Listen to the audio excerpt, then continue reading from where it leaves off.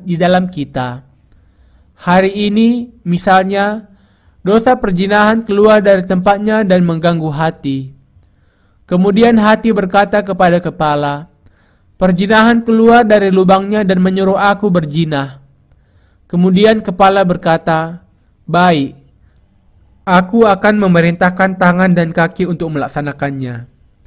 Dengarkan, tangan dan kaki, lakukan sekehendakmu. Cepat. Kepala memerintahkan anggota untuk pergi ke tempat di mana daging melakukan perzinahan. Kemudian, tubuh pergi dan melakukan apa yang diperintahkan oleh kepala. Demikian juga, ketika dosa pembunuhan keluar dari lubangnya, dosa itu menggoda hati dan hati membuat kepala marah kepada seseorang. Kemudian, kepala memerintahkan tubuh untuk mempersiapkan diri untuk itu. Dosa bekerja di dalam anggota tubuh kita seperti ini. Inilah alasan mengapa kita harus menerima pengampunan dari segala dosa kita. Kalau kita tidak menerima pengampunan dosa, kita tidak bisa tidak melakukan apa yang diperintahkan oleh hati, meskipun bukan itu yang ingin kita lakukan. Semua manusia harus dilahirkan kembali melalui Injil yang benar. Manusia bisa menjadi penuh kalau ia dilahirkan kembali, sama seperti ulat yang menjadi kupu-kupu. Para pendeta bisa sungguh-sungguh melayani Allah kalau mereka dilahirkan kembali. Sebelum dilahirkan kembali, yang bisa mereka katakan hanyalah, saudara yang kekasih, Anda harus melakukan kebaikan. Ini seperti mengatakan kepada orang sakit untuk menyembuhkan dirinya sendiri. Mereka mendorong jemaatnya untuk membersihkan hati mereka, meskipun mereka tidak tahu bagaimana membersihkan hati mereka yang penuh dengan dosa. Kehendak penuh dosa dari anggota tubuh kita bekerja untuk berbuah bagi maut. Apakah manusia melakukan dosa karena ia menghendakinya? Kita melakukan dosa sebagai hamba dosa karena kita lahir dengan dosa, karena segala dosa kita belum dihapuskan, dan karena kita belum mati melalui tubuh Yesus Kristus. Kita melakukan dosa meskipun kita tidak suka melakukannya. Segala dosa karena itu harus menerima pengampunan dosa. Lebih baik bagi para pendeta yang belum dihapuskan dosanya berhenti melayani Tuhan. Lebih baik mereka menjual kubis Cina, Saya menyarankan agar mereka melakukan hal itu. Lebih baik demikian daripada mendustai orang lain dengan mengatakan kebohongan untuk mendapat uang dan mengambil persembahan bagi diri mereka sendiri dan menjadi gemuk seperti babi. Kalau seseorang belum diselamatkan dari dosanya, dosa dan kehendaknya di dalam anggota tubuhnya bekerja untuk berbuah bagi maut. Kita bisa melayani Tuhan di bawah anugerahnya dengan menerima Roh Kudus setelah dosa-dosa kita dihapuskan. Tetapi kita tidak bisa melayani Tuhan di bawah hukum Taurat.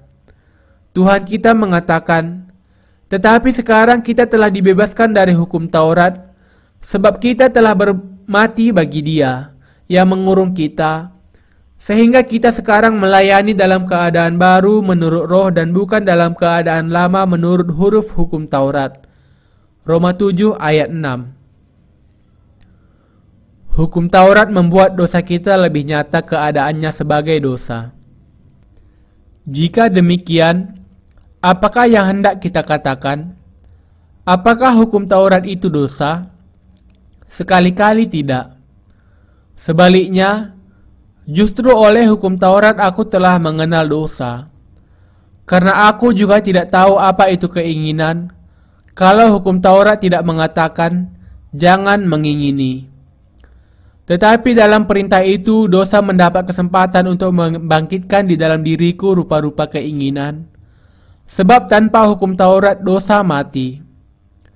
Dahulu aku hidup tanpa hukum Taurat. Akan tetapi sesudah datang perintah itu, dosa mulai hidup. Sebaliknya aku mati. Dan perintah yang seharusnya membawa kepada hidup, ternyata bagiku justru membawa kepada kematian. Sebab dalam perintah itu, dosa mendapat kesempatan untuk menipu aku dan oleh perintah itu ia membunuh aku. Jadi hukum Taurat adalah kudus dan perintah itu juga adalah kudus, benar dan baik. Jika demikian, adakah yang baik itu menjadi kematian bagiku? Sekali-kali tidak. Tetapi supaya nyata bahwa ia adalah dosa, maka dosa mempergunakan yang baik untuk mendatangkan kematian bagiku, supaya oleh perintah itu dosa lebih nyata lagi keadaannya sebagai dosa. Roma 7 ayat 7-13. Paulus mengatakan bahwa Allah memberikan kepada kita hukum Taurat untuk membuat dosa lebih nyata keadaannya sebagai dosa. Ia juga mengatakan, sebab tidak seorang pun yang dapat dibenarkan di hadapan Allah oleh karena melakukan hukum Taurat, karena justru oleh hukum Taurat orang mengenal dosa. Roma 3 ayat 20. Namun, banyak orang Kristen berusaha hidup dengan hukum Taurat saat mengejar kebenaran Taurat.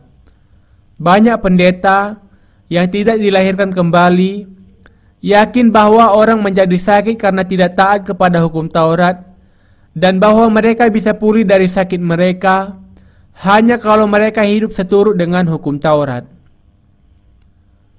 Bisakah kita menyimpulkan bahwa semua ketidaktaatan kita kepada hukum Taurat menyebabkan semua penyakit kita? Banyak orang Kristen, pelayan dan juga pengikutnya berpikir bahwa ada hal yang tidak beres karena mereka tidak bisa hidup sesuai dengan firman Allah. Mereka berpikir bahwa mereka sakit karena dosa-dosa mereka. Karena itu mereka takut terhadap dosa. Mereka menangis setiap hari. Mereka bahkan seperti menambahkan satu ayat di dalam Alkitab yang mengatakan, menangis lebih banyak lagi. Menangis senantiasa. Menangislah dalam segala sesuatu. Meskipun Alkitab mengatakan kepada kita, bersukacitalah senantiasa, tetaplah berdoa, mengucap syukurlah dalam segala hal, sebab itulah yang dikehendaki Allah di dalam Kristus Yesus bagi kamu. 1 Tesalonika 5 ayat 16-18. Tetapi para pendeta palsu mengajar jemaatnya untuk semakin banyak menangis senantiasa, seolah-olah kerutan di dahi tanda mereka banyak menangis menjadi tanda untuk iman mereka. Mereka yang memiliki iman legalistik menganggap bahwa orang-orang yang menangis memiliki iman yang baik. para pendeta palsu, menunjuk para wanita yang pintar menangis menjadi diaken dan para pria Kristen yang gampang mengeluarkan air mata sebagai penatua. Jangan menangis di gereja, menangislah di rumah kalau memang Anda sungguh-sungguh mau menangis. Mengapa Yesus disalibkan? Untuk membuat kita menjadi orang-orang yang suka menangis? Tentu saja tidak. Yesus membuang segala duka cita, kutuk, penyakit, dan luka-luka sekali untuk selamanya, sehingga penyalibannya tidak akan membuat kita semakin banyak menangis, tetapi justru menjadikan kita semakin bisa hidup penuh sukacita. Jadi mengapa mereka menangis? Mereka harus dipulangkan kalau mereka mencoba menangis di dalam gereja Allah yang sudah dilahirkan kembali. Apakah perbedaan antara orang-orang yang dilahirkan kembali dengan orang-orang yang tidak dilahirkan kembali? Hukum Taurat tidak pernah salah. Hukum Taurat itu kudus. Hukum Taurat itu sungguh-sungguh benar saat kita sama sekali tidak pernah menjadi benar. Kita bertentangan dengan hukum Taurat karena kita lahir dengan dosa sebagai keturunan Adam.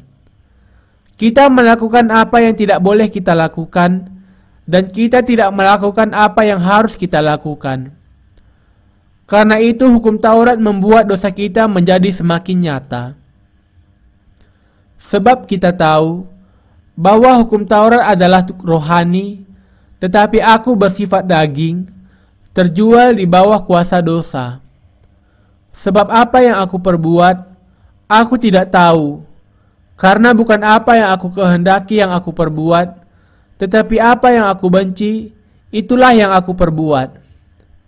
Jadi jika aku perbuat apa yang tidak aku kehendaki, aku menyetujui bahwa hukum Taurat itu baik. Kalau demikian, bukan aku lagi yang memperbuatnya, tetapi dosa yang ada di dalam aku. Sebab aku tahu bahwa di dalam aku, yaitu di dalam aku sebagai manusia, tidak ada sesuatu yang baik. Sebab kehendak memang ada di dalam aku, tetapi bukan hal berbuat apa yang baik. Sebab bukan apa yang aku kehendaki, yaitu yang baik, yang aku perbuat, melainkan apa yang tidak aku kehendaki, yaitu yang jahat, yang aku perbuat. Jadi jika aku berbuat apa yang tidak aku kehendaki, maka bukan lagi aku yang memperbuatnya, tetapi dosa yang diam di dalam aku. Demikianlah aku dapati hukum ini. Jika aku menghendaki berbuat yang baik, yang jahat itu ada padaku. Sebab di dalam batinku aku suka akan hukum Allah, tetapi di dalam anggota-anggota tubuhku aku melihat hukum lain yang berjuang melawan hukum akal budiku dan membuat aku menjadi tawanan hukum dosa yang ada di dalam anggota-anggota tubuhku. Aku, manusia celaka. Siapakah yang akan melepaskan aku dari tubuh maut ini? Roma 7 ayat 14-24. Sebelum bagian ini, Paulus mengatakan bahwa kita semua, termasuk dirinya, harus dihakimi sekali oleh hukum Taurat. Ia mengatakan bahwa hanya mereka yang sudah menerima segala murka dan penghukuman hukum Taurat di dalam tubuh Yesus Kristus yang bisa menghasilkan buah-buah kebenaran bagi Allah. Ia juga mengatakan bahwa tidak ada yang baik di dalam dirinya, dan bahwa seorang pun yang tidak dilahirkan kembali tidak bisa tidak melakukan dosa. Demikian juga orang yang sudah dilahirkan kembali. Tetapi tentu saja ada perbedaan besar di antara keduanya. Mereka yang sudah dilahirkan kembali memiliki daging dan roh. Jadi ada dua macam kehendak di dalam diri mereka. Tetapi mereka yang belum dilahirkan kembali hanya memiliki nafsu kedagingan, dan yang mereka kehendaki hanyalah dosa. Jadi, yang mereka perhatikan hanyalah betapa bagusnya dan berlanjutnya mereka melakukan dosa. Inilah tujuan di dalam kehidupan, yang sering di dalam kehidupan orang-orang yang tidak dilahirkan kembali. Dosa membuat manusia melakukan dosa. Roma 7 ayat 20 mengatakan, "Jadi jika aku berbuat apa yang tidak aku kehendaki, maka bukan lagi aku yang memperbuatnya, tetapi dosa yang diam di dalam aku. Apakah ada dosa di dalam hati orang-orang yang dilahirkan kembali? Tidak. Adakah dosa di dalam hati mereka yang belum dilahirkan kembali? Ya. Kalau Anda memiliki dosa di dalam hati Anda, dosa bekerja di dalam daging dan membuat Anda melakukan lebih banyak dosa. Jadi jika aku berbuat apa yang tidak aku kehendaki, maka bukan lagi aku yang memperbuatnya, tetapi dosa yang diam di dalam aku.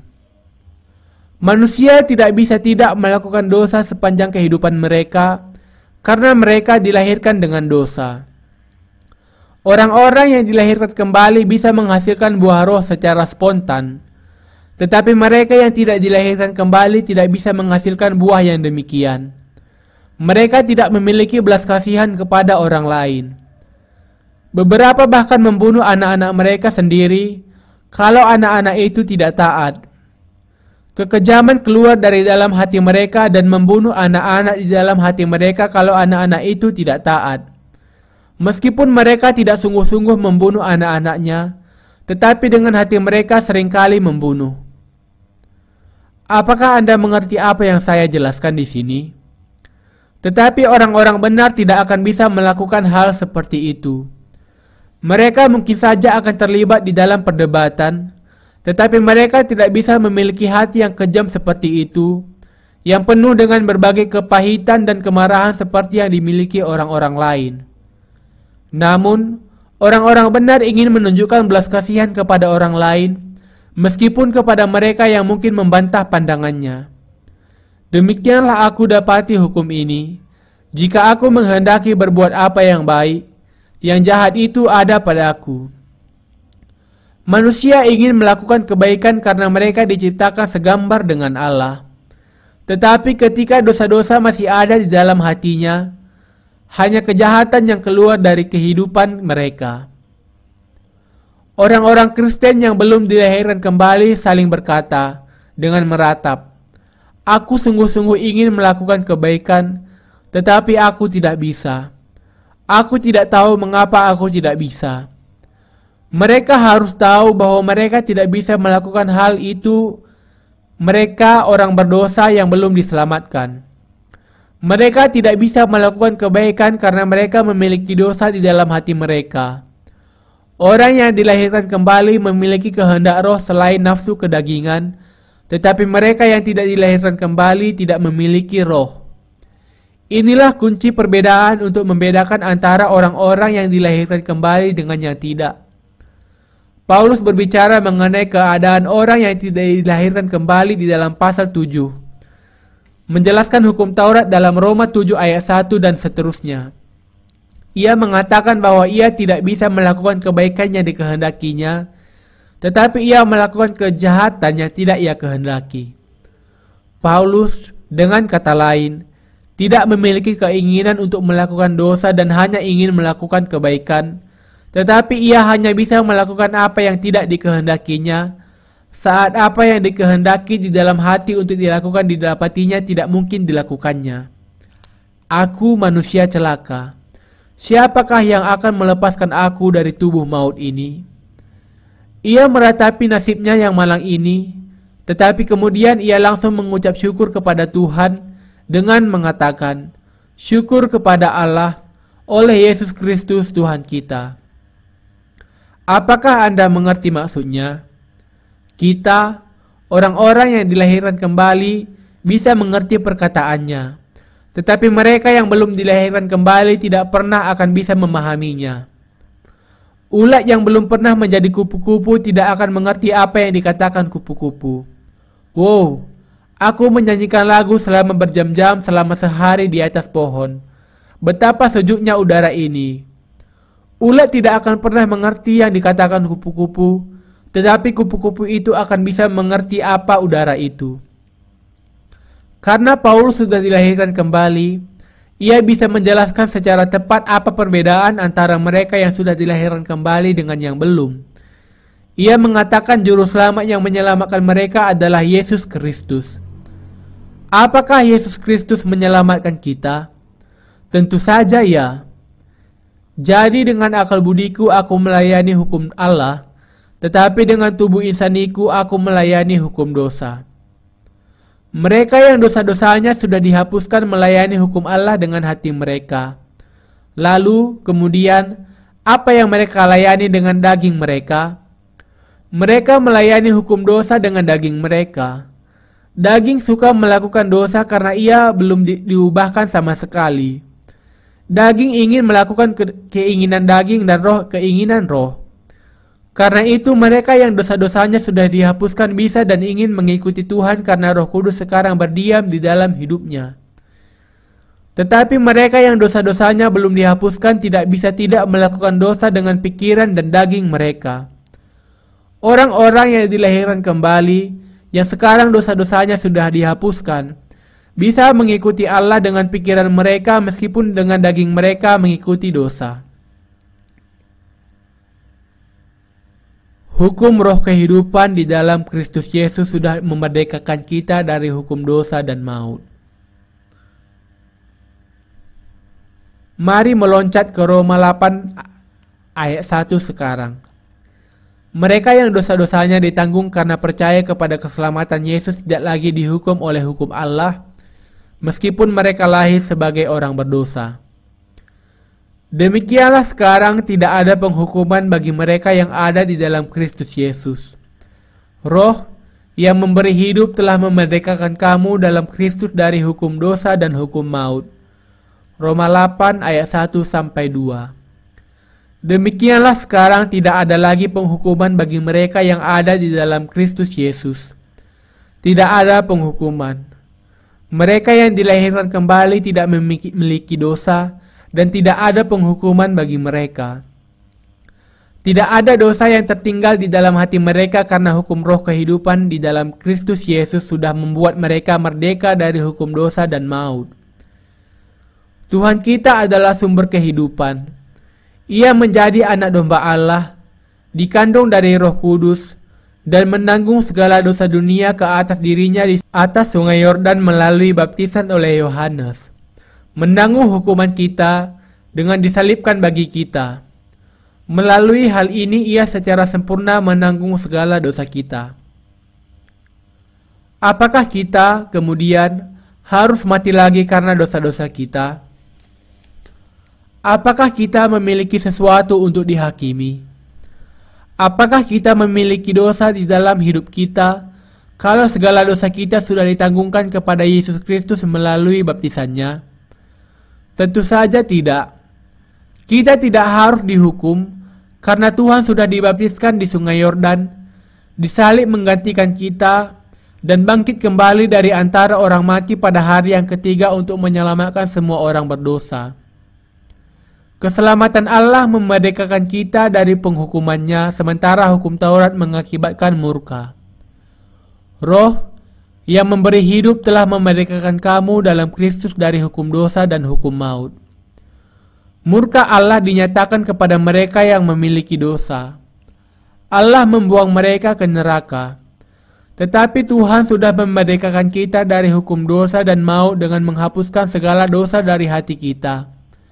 Ia menjadikan kita orang percaya yang ada di dalam Yesus Kristus merdeka dari dosa.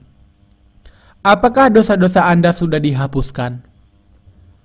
Sebab apa yang tidak mungkin dilakukan hukum Taurat karena tidak berdaya oleh daging, telah dilakukan oleh Allah.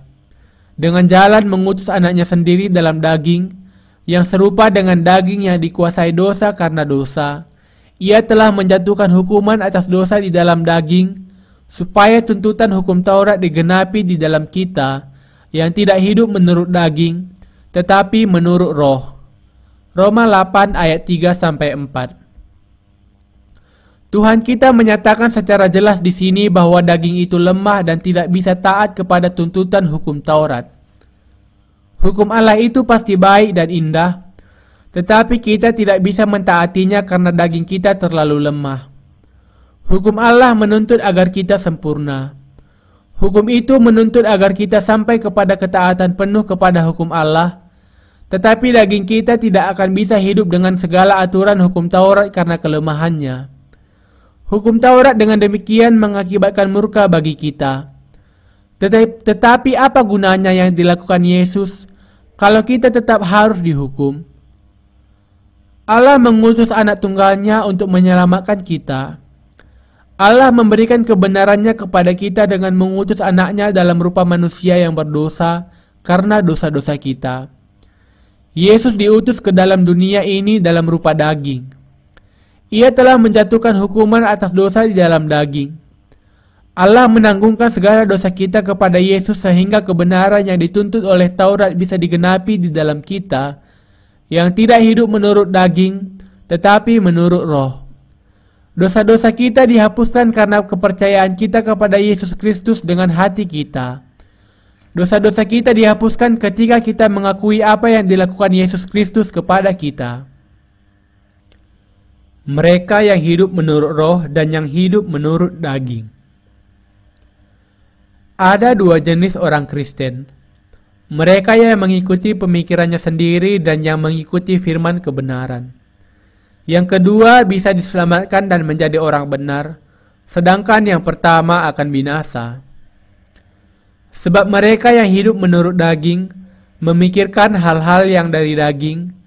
Mereka yang hidup menurut roh memikirkan hal-hal yang dari roh. Karena keinginan daging adalah maut, tetapi keinginan roh adalah hidup dan damai sejahtera. Roma 8 ayat 5-6. Mereka yang berpikir bahwa percaya kepada Allah berarti harus hidup seturut dengan hukum Taurat tidak akan pernah bisa menjadi sempurna. Sebab mereka yang hidup menurut daging memikirkan hal-hal yang dari daging.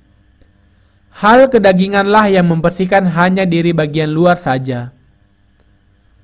Mereka yang demikian mengelap debu Alkitab dan pergi ke gereja setiap minggu dengan gaya suci, meskipun mereka berkelahi dengan istrinya dan melakukan kejahatan di rumahnya. Mereka menjadi malaikat di hari Minggu. Hai, apa kabar? Sedang bertemu Anda lagi. Mereka mengatakan amin berulang kali setiap kali pendeta berkhotbah dengan suara yang suci dan gaya yang penuh kasih. Mereka dengan tenang keluar dari gereja sesudah ibadah penyembahan, tetapi menjadi berubah sama sekali kalau gereja sudah tidak kelihatan lagi. Apa yang dikatakan firman Allah kepadaku?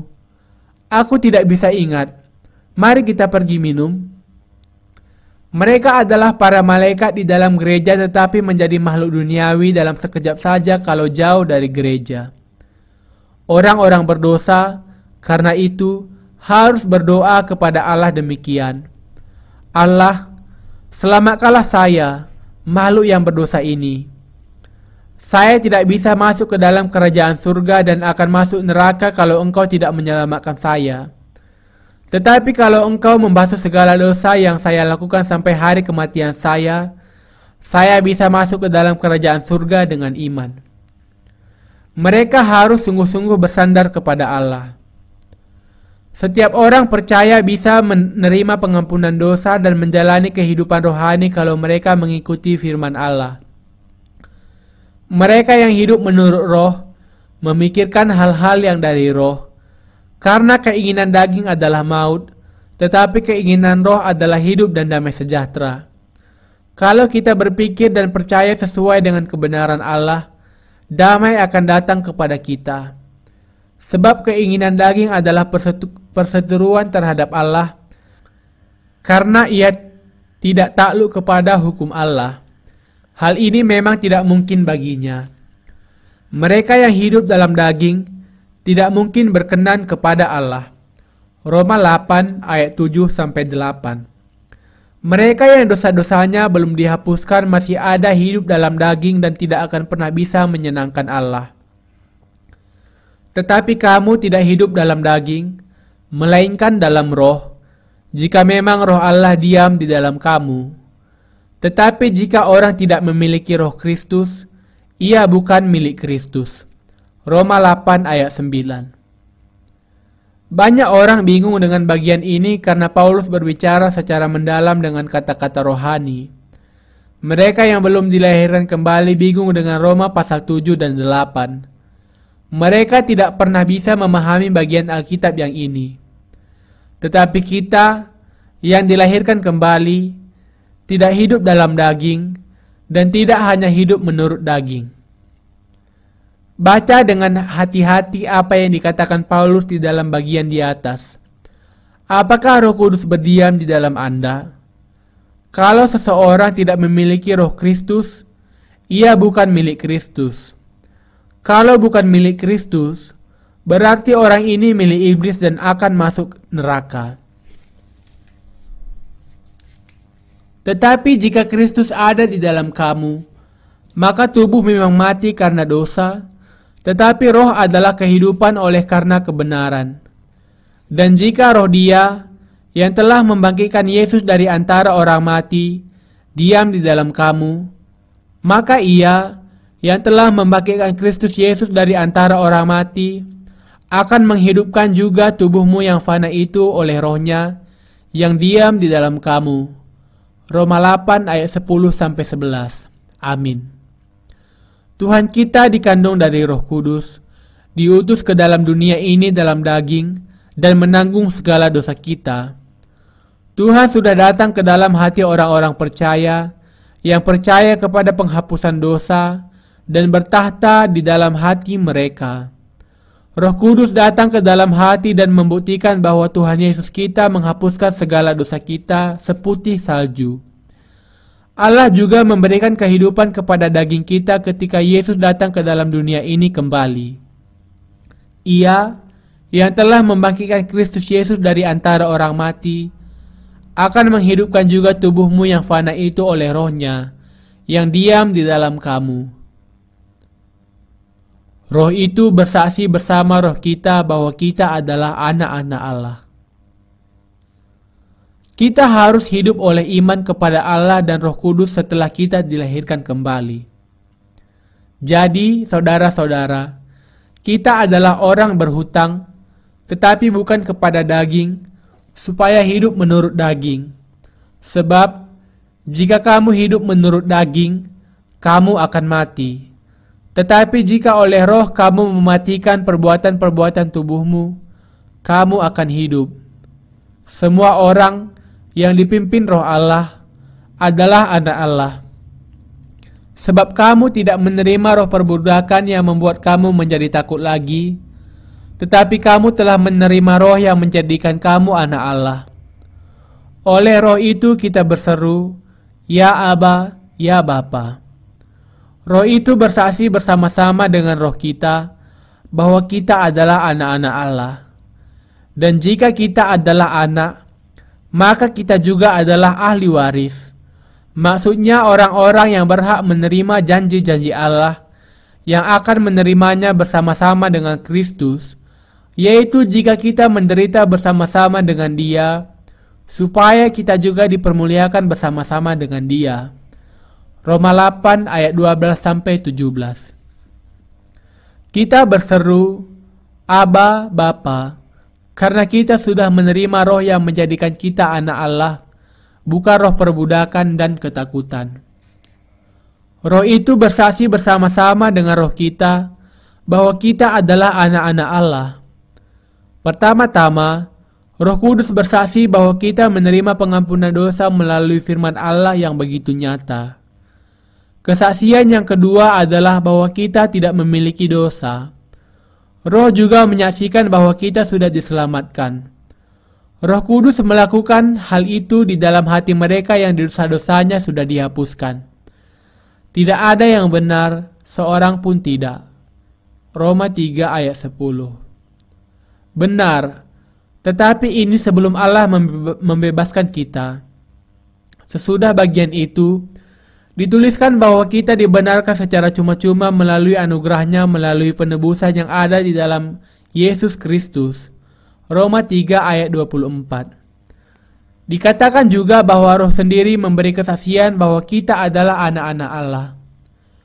Roh itu datang kepada kita ketika kita mengaku di dalam hati kita apa yang dilakukan Allah kepada kita. Tetapi kalau kita tidak percaya kepada hal itu, Roh itu tidak akan bisa ditemukan di dalam kehidupan kita. Kalau kita menerima yang dilakukan Allah di dalam hati kita, Roh memberi kesaksian, engkau benar, Engkau adalah anak-anakku. Engkau pantas. Engkau umatku. Dan jika kita adalah anak, maka kita juga adalah ahli waris. Maksudnya orang-orang yang berhak menerima janji-janji Allah, yang akan menerimanya bersama-sama dengan Kristus, yaitu jika kita menderita bersama-sama dengan Dia, supaya kita juga dipermuliakan bersama-sama dengan Dia. Sangat pantas bagi anak-anak Allah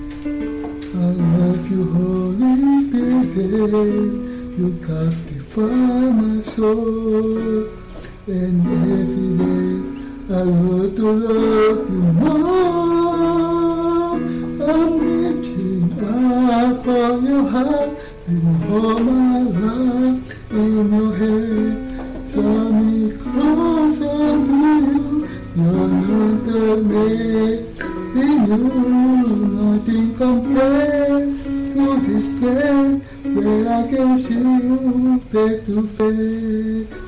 And on me is it really true?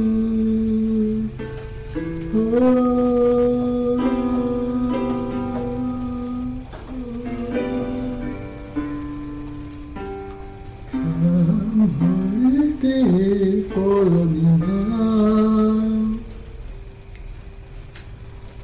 I'm your anointed, come with your power. I heard your Holy Spirit, you captivate my soul. And every day I go to love you more.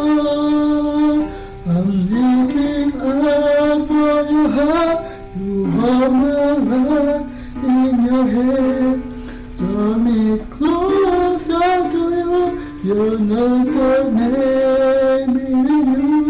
Nothing compared to the best that I can see face to face. And on me in spirit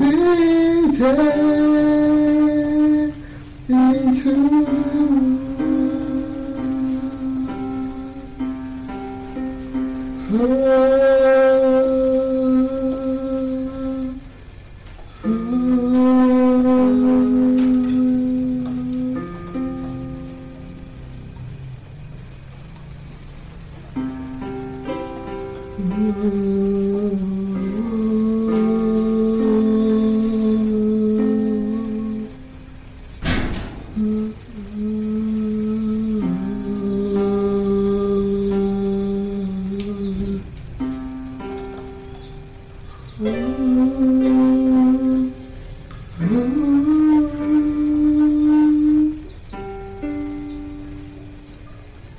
I'm reaching out for your heart. You hold my love in your hand. Draw me closer to you. You're not that many in you. Nothing compared to this place where I can see you face to face. And on me is been written in truth.